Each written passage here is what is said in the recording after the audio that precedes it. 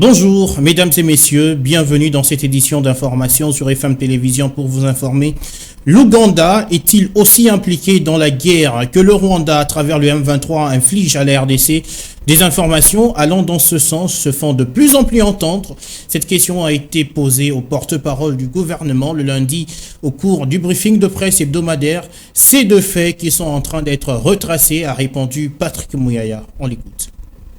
Il y a évidemment au sein de l'armée les renseignements militaires qui travaillent au quotidien pour arriver à déceler tous ceux qui sont traîtres et tout le. Il y a évidemment lorsqu'il y a des situations, par exemple la chute, comme vous aviez dit, des localités, il y a des responsabilités qui doivent être établies et il y a dans la chaîne du travail qui s'est fait au niveau de l'armée, on situera les responsabilités. Vous avez vu les images qui ont circulé, des choses qui ont été dites. Il existe un auditorat et des services judiciaires au sein de l'armée qui pourront, le moment venu, établir les responsabilités qui ont justifié cette situation.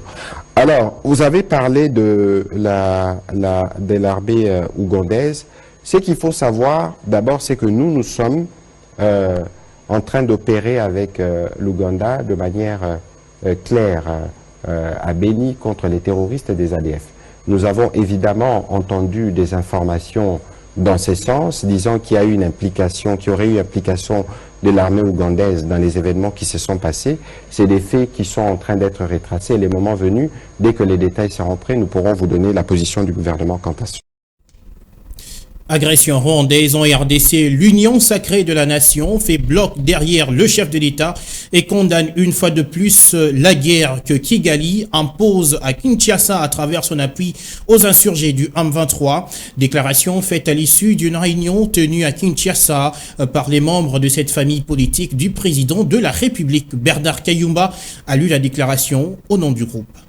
Dénonçons et condamnons l'agression, les tueries barbares, les massacres, les destructions et les déplacements de centaines de milliers de femmes, enfants et vieillards perpétrés par le Rwanda à l'est, notamment dans la cité de Bunagana en territoire de Rutshuru.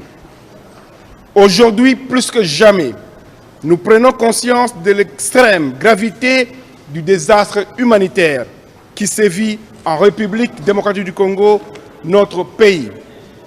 Face à cette tragédie humaine qui endeuille notre pays, nous ne pouvons garder silence. Nous appelons toutes les Congolaises et tous les Congolais à l'unisson, à la mobilisation générale pour défendre l'intégrité du territoire et la souveraineté de notre pays. Ces institutions légalement établies et notre peuple meurtri en danger d'extermination. La persistance des atrocités que fait subir le Rwanda et ses complices à nos populations est intolérable.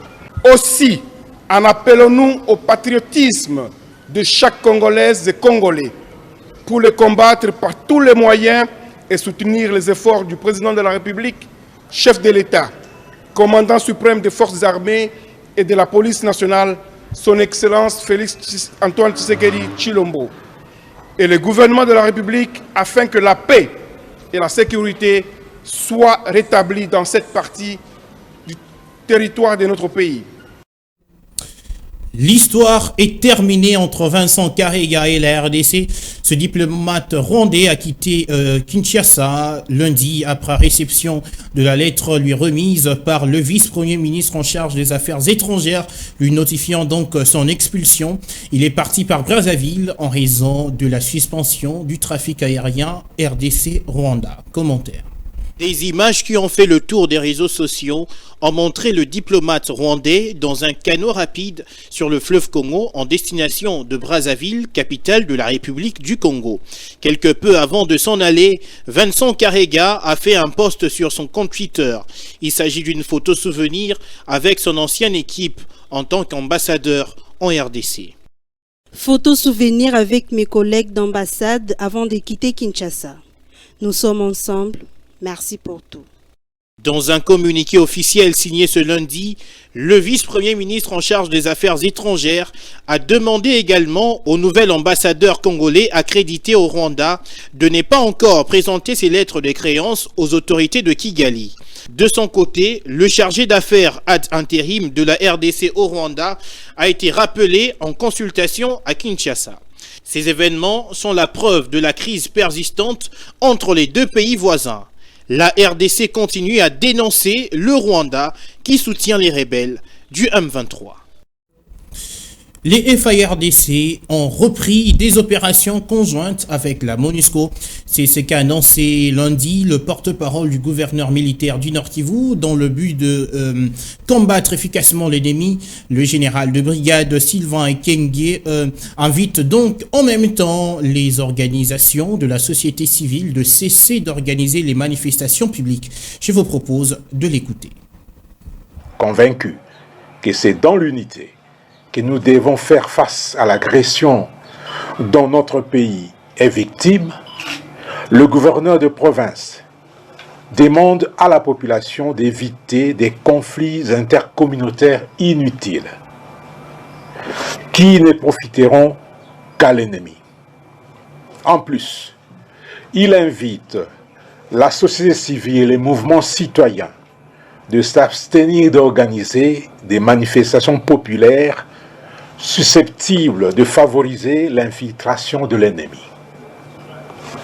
Aussi, les forces de défense et de sécurité sont-elles dans l'obligation de travailler avec leurs partenaires habituels pour sécuriser les populations et apporter l'assistance humanitaire aux déplacés de guerre. C'est dans ces contextes que les opérations militaires et des patrouilles conjointes seront organisées avec la MONUSCO pour atteindre cet objectif.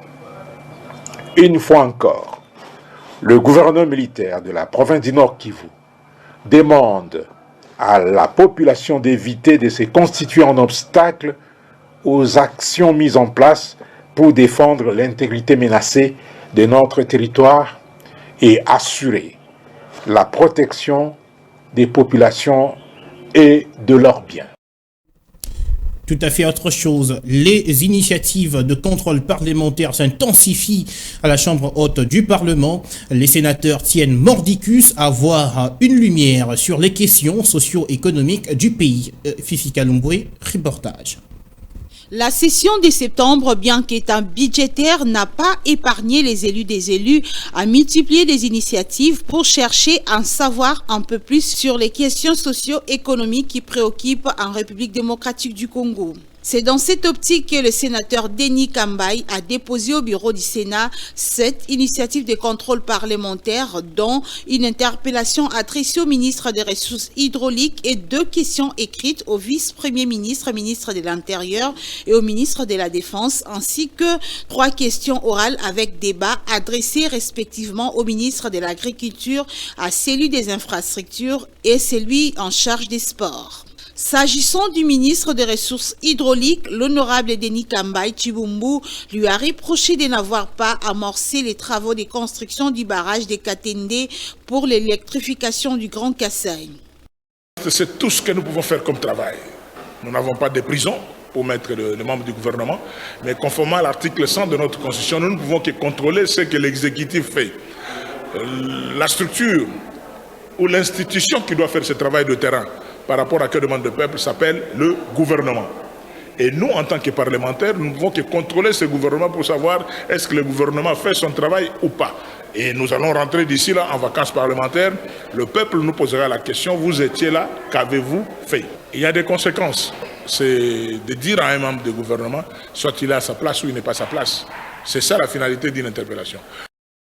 Sachez par ailleurs qu'en dépit des actions de contrôle parlementaire initiées par les sénateurs Denis Kambai, plusieurs autres initiatives parlementaires ont été entreprises par des sénateurs à l'endroit de quelques membres du gouvernement central.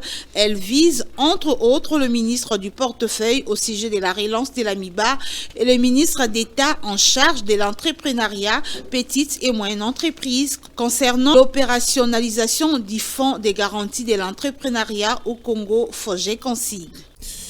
On passe en société, pas de table pour mieux exercer leur activité commerciale.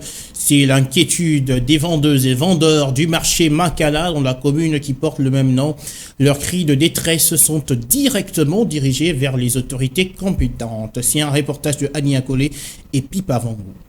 Le marché Makala présente déjà une mauvaise image. On y trouve des tables dans de mauvaises conditions et qui ne correspondent pas aux marchandises. On parle aussi des carences des tables. Bref, c'est ce qui fait que certaines vendeuses préfèrent vendre à même les sols et même près des caniveaux, ce qui risque d'affecter leur santé. Nous préférons vendre hors du marché. Premièrement, à l'intérieur du marché, les propriétés des tables sont là mais invisibles. Si tu oses étaler tes marchandises, c'est quand tu verras les propriétés.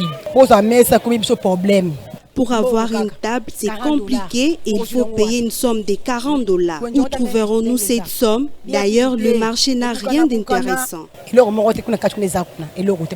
Très en colère, les vendeurs se sont décidés de décharger les autorités. On ne voit personne à part le chef du marché qui s'occupe de nous. Les autorités, on ne le voit pas et on ne les connaît pas. Les députés de ces pays sont vraiment des menteurs. Quand ils viennent, ils nous donnent que le sardine, les sacs de riz, mais ils n'arrangent rien. Une fois au pouvoir, ils nous abandonnent. Amélioration de la situation, c'est tout ce que ces vendeurs espèrent.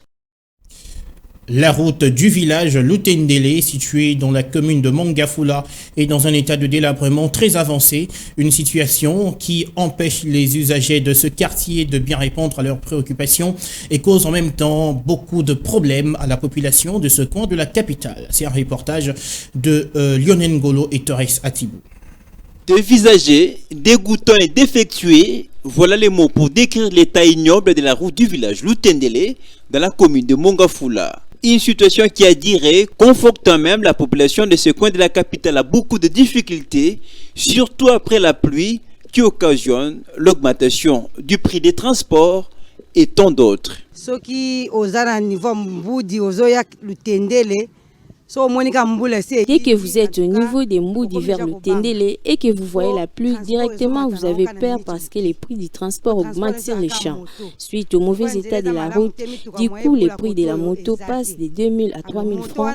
Si vous n'avez rien, vous risquez de faire marche à pied.